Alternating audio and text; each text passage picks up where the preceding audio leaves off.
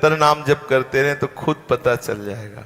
हमने एक संत भगवान के दर्शन के गंगा जी के किनारे जब भ्रमण करते थे, बिल्कुल कभी का नहीं पढ़े थे और गिनती भी पूरी सही ढंग से नहीं आती थी और माला भी नहीं था, इतने विरक्त थे कि रुद्राक्ष की माला कहां से आवे, तो कंकड़ रखे हुए थे 108 और गंगा जी के किनारे बैठ के ऐसे जपते थे, ये 1 ओम, ये 2 ओम, ये 3 ओम, ऐसे जपते थे।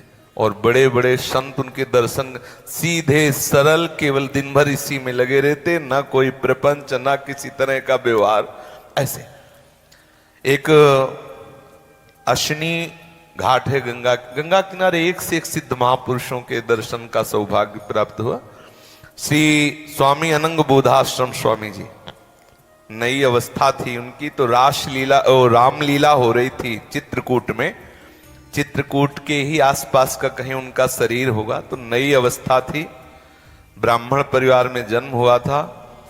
तो जीव उन्होंने रामलीला में देखा कि भगवान श्री राम को 14 वर्ष का वनवास हो गया, तो सह नहीं पाए, विकल हो गए।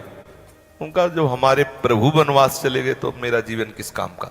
भावुक भक्तों का चिंतन एक अलग होता है, उनको लीला कोई लौकिक थोड़ी दिखाई दे रही थी। वो इतना विकल हो गए कि बस वहीं से उठे और गंगा का किनारा पकड़ा। और चित्रकूट के वासी जब गंगा किनारे भ्रमण, तो स्वामी शंकरानंद सरस्वती जी महाराज बड़े सिद्ध ब्रह्मबोध संपन्न महापुरुष थे, उनके चरणों में लिपट के रोए कि अब मैं ना तो घर जा सकता हूं और ना मुझे परमार्थ का ज्ञान है, मेरे प्रभु 14 वर्ष वनवास रहे, मैं आजीवन वनवास करूंगा। देखो भगवान कैसे घसीटते हैं। तो उनका बेटा फिर तो सन्यास लेना होगा। बोले जी गुरुदेव। तो सन्यास की पद्धति है कि पूरा निर्वस्त्र कर दिया जाता है गंगा जी में खड़ा करके, जो वाराणसी का सन्यास धर्म है उसमें एकदम दिगंबर कर दिया जाता है और हाथ उठा के गंगा जी में कहा जाता है कि बोलो तुम्हारा कोई है, और तो वो बोलता है नारायण के सिवा, हरि के सिवा मेरा कोई नहीं। फिर उसका संस्कार प्रारंभ होता है।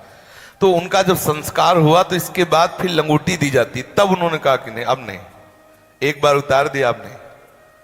जब एक बार उतार दिया तो फिर बोले आश्रम में, बोले नहीं अब यहां संस्कार हुआ तो यहीं रहेंगे। बड़े महामहिमा में तो दिगंबर रहते और गंगा जी जैसे बढ़ती वैसे ऊपर चढ़ते, जैसे घटती वैसे, मतलब निरंतर गंगा किनारे आजीवन और निरंतर नाम जप। उसके प्रभाव से धर्म सम्राट स्वामी करपात्री जी वाराणसी से केवल उनके दर्शन करने के लिए आते थे। श्री अनंग बोधाश्रम स्वामी जी उनको कहते, एकदम दिगंबर हर समय। नाम से क्या नहीं हो सकता। अगर हम निरंतर नाम जप करें तो ऐसा वैराग्य होगा कि पढ़ने लिखने से वो वैराग्य नहीं होता जो नाम से होता है।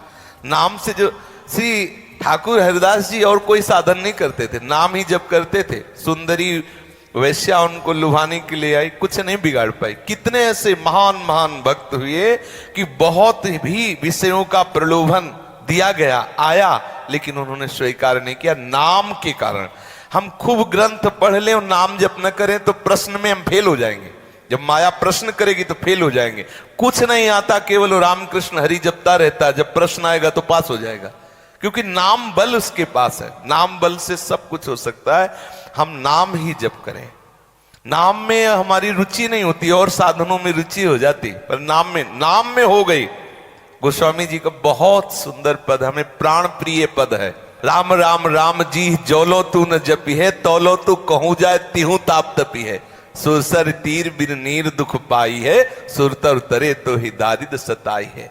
श्री गोस्वामी जी कह रहे कि कुछ भी कर लो, जागत बागत सपने उन सुख सोई है, और जुग जुग जन्म जन्म जग रोई है।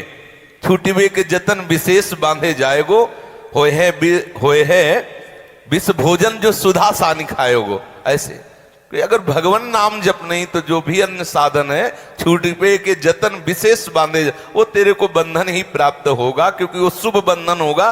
पर वास्तविक जो मोक्ष है, वास्तविक जो प्रेम है, वो नाम से प्राप्त होगा। निरंतर नाम रटना चाहिए।